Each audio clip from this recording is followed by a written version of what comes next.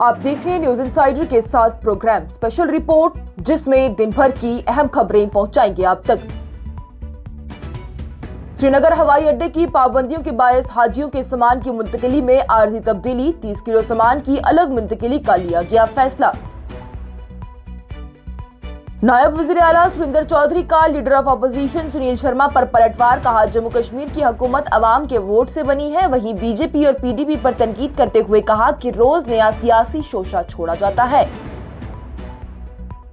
जारी दस्तखत तहकीकात मामले में नया मोड़, टीएमसी के रहनुमा अभिषेक बैनर्जी की पेशी पर गैर यकीनी सूरत हाल, सीआईडी के सामने पेशी मुश्किल, सेहत की वाज़ेह वजह से घर पर जारी इलाज।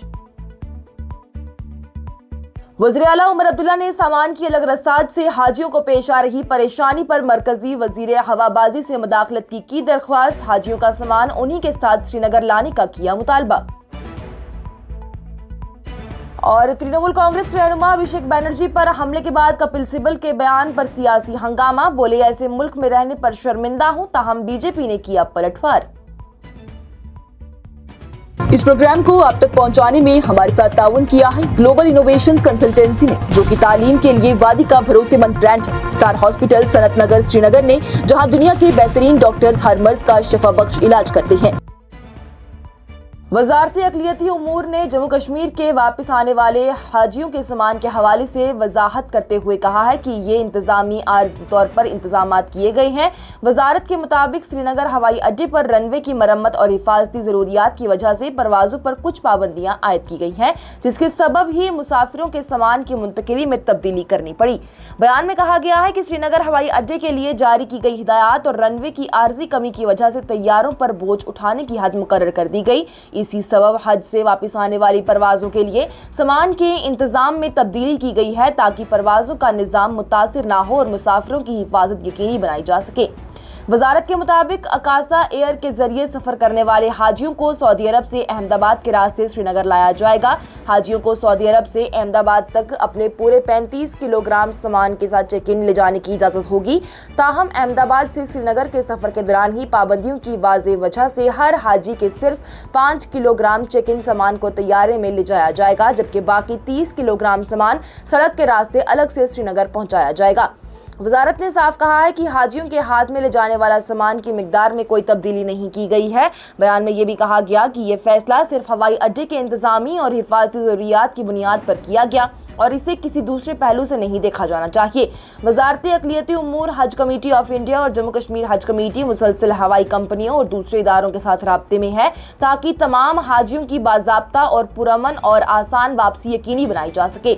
वजारत ने यह भी कहा है कि हिफाजत पर कोई समझौता नहीं किया जा सकता और तमाम फैसले हाजियों के बेहतरीन मफाद को मद्देनजर रखकर किए गए हैं। ये वजाहत उन तशवीशों के बाद सामने आई है जो कि वापस लौटने वाले हाजियों ने अपने सामान की मुंतकिली के हवाले से जाहिर की थी। हुकाम का ये भी कहना है और यकीन भी दिलाया गया है कि सड़क के रास्ते भेजे जाने वाला सामान मुनज़्ज़म अंदाज में श्रीनगर पहुंचाया जाएगा और हाजियों तक महफूज तौर पर सुपुर्द किया जाएगा।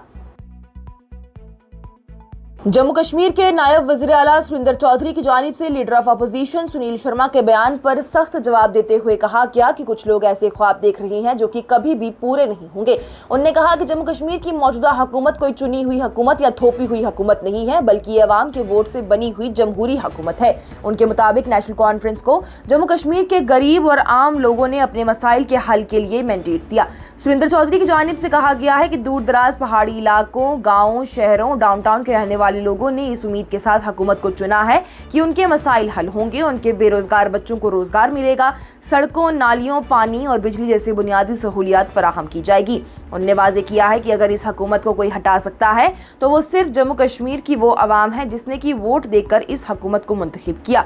नायब वज़ीर आला सुरेंद्र चौधरी की जानिब से कहा गया कि सुनील शर्मा को अपनी राय देने का पूरा हक है, क्योंकि वो मुखालफत में है, लेकिन उन्होंने इल्जाम भी लगाया है कि कुछ सियासी रहनुमा सिर्फ सुर्खियों में रहने के लिए इस किस्म के बयान देते हैं। उन्होंने कहा कि ऐसे बयानात अक्सर मीडिया में बड़ी खबर बन जाते हैं, जबकि असल तवज्जो अवाम के मसाइल और तरक्याती कामों पर होनी चाहिए। सुरेंद्र चौधरी की जानिब से उमर अब्दुल्ला की क़ियादत की तारीफ करते हुए कहा गया है कि गुज़िश्ता 1.5 साल के दौरान ही कई ऐसे इस्लाहाती कदम उठाए गए हैं जो कि पिछले 11-12 सालों में नहीं उठाए गए। उन्होंने दावा किया है कि पिछली हुकूमतों के दौर में अधूरे रह गए कई पुल, सड़कें, स्कूल, कॉलेजेस और अस्पताल के मंसूबे अब मुकम्मल किए जा रहे हैं।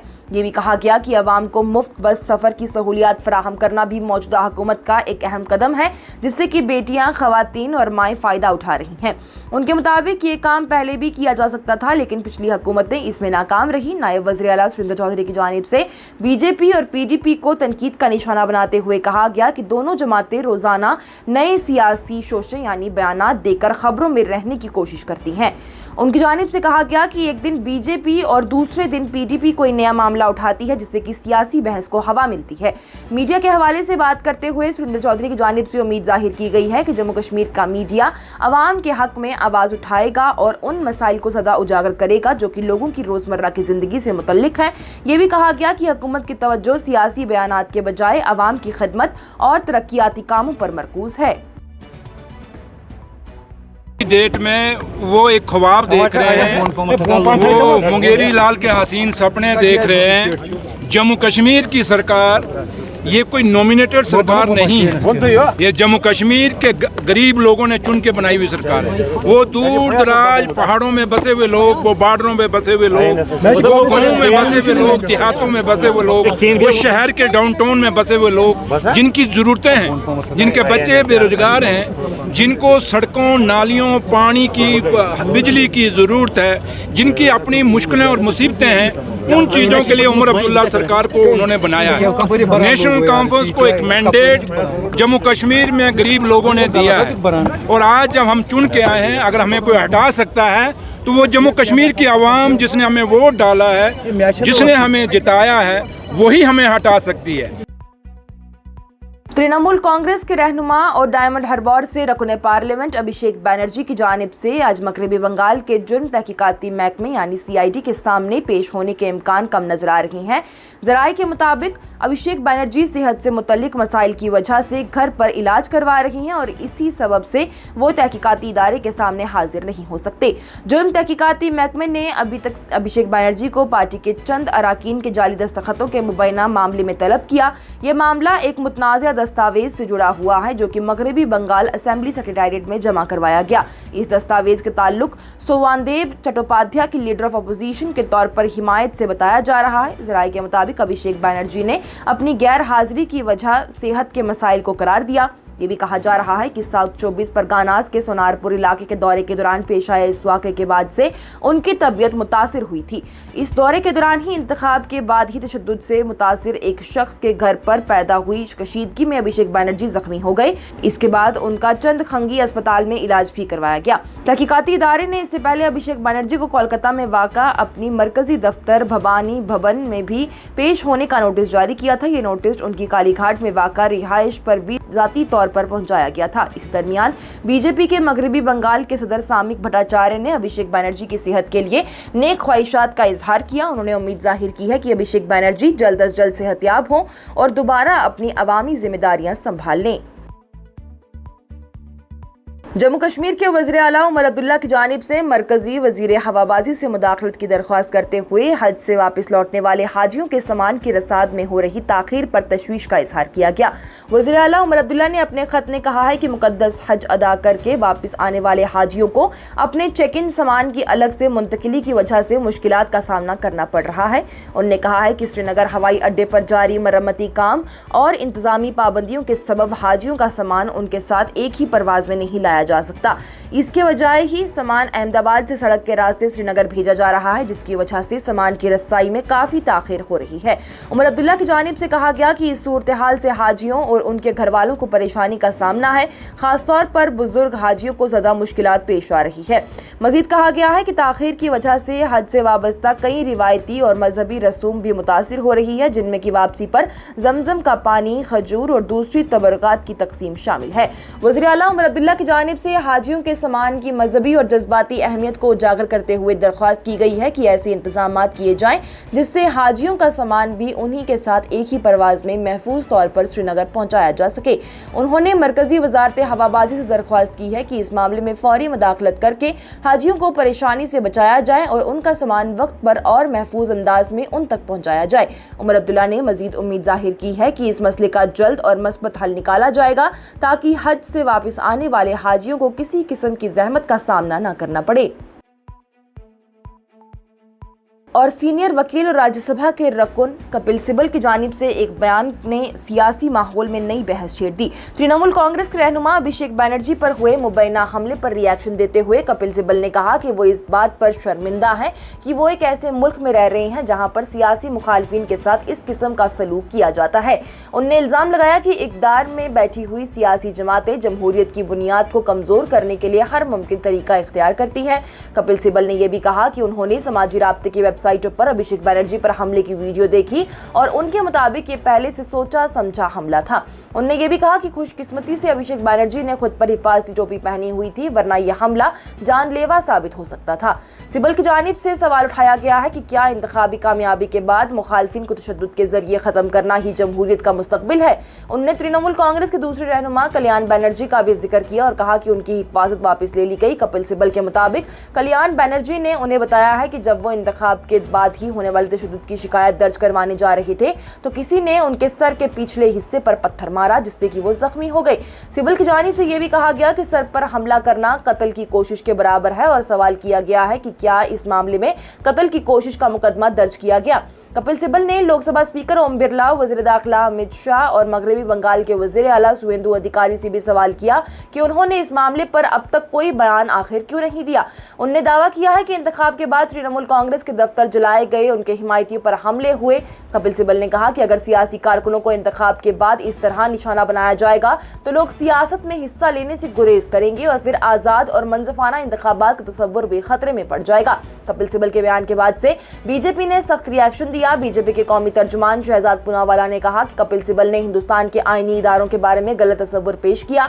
इल्जाम लगाया गया कि कपिल सिब्बल और उन जैसे रहनुमा सिर्फ बीजेपी की मुखालफत में मुल्क को निशाना बनाते हैं। शहजाद पूनावाला की जानिब से कहा गया है कि कपिल सिब्बल मगरबी बंगाल में साल 2021 के बाद इंतखाबी तशद्दुद, बीजेपी रहनुमाओं और कारकुनों पर हमलों और पंचायती इंतखाब के दौरान होने वाले वाकयात पर खामोश रहे। उन्होंने दावा किया कि अभिषेक बैनर्जी पर हमले के हवाले से सामने आने वाली कुछ तस्वीरों से लगता है कि ये तृणमूल कांग्रेस के अंदरूनी इख्तिलाफात का नतीजा हो सकता है। बीजेपी तर्जुमान ने इल्जाम लगाया है कि कुछ सियासी जमातें बीजेपी की मुखालफत में मुल्क और उसके इदारों को बदनाम करने की कोशिश करती हैं।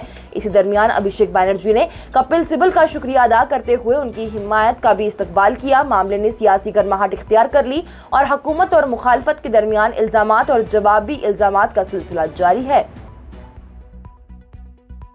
अब जिस तरह से अभिषेक बैनर्जी पे पथराव किया गया, ये तो गनीमत है कि उनके सपोर्टर्स ने उनको हेलमेट पहना दिया, और अगर कहीं हेलमेट नहीं पहनाया होता तो निश्चित रूप से ये एक बहुत बड़ा हादसा हो जाता।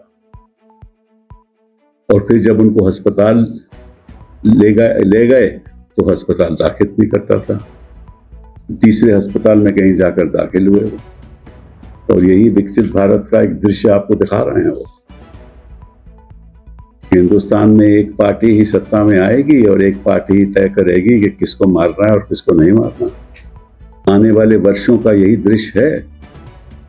हिंदुस्तान की जनता ये जान ले, सोच ले कि ऐसी सरकारें आपको चाहिए।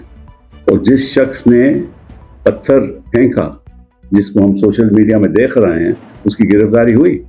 तो मैं नहीं समझता कि पश्चिम बंगाल में टीएमसी के लोग सेफ हैं। आज की स्पेशल रिपोर्ट में इतना ही। दीजिए इजाजत। लेटेस्ट अपडेट्स के लिए देखते रहिए न्यूज़ इनसाइडर 24/7।